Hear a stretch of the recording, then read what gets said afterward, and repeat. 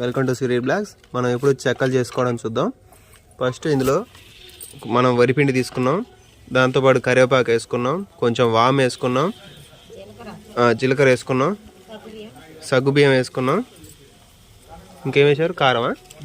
కొంచెం కారం వేసాం, కొంచెం తగినంత ఉప్పు వేసుకున్న తర్వాత కలుపుకున్నాక ఇలా చిన్న చిన్న బౌల్స్ లాగా చేసుకున్నాక ఇలా ప్రెస్ మిషన్తో ప్రెస్ చేసుకుంటూ ఉంటాం.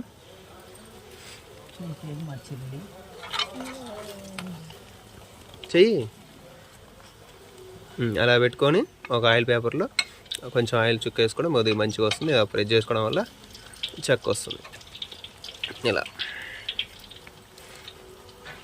తీసి రెడీగా, ఎందుకంటే 4-5 ఒకటేసారి కాల్చుకుంటాం కాబట్టి, నూనెలో వేపుకుంటాం కాబట్టి ఇలా పక్కన వేసుకున్న వాటిని ఇలా ఆయిల్లో ఇలా ఫ్రై చేసుకుంటాం. అయిన తర్వాత కొంచెం ఆయిల్ ఉట్టడం కోసం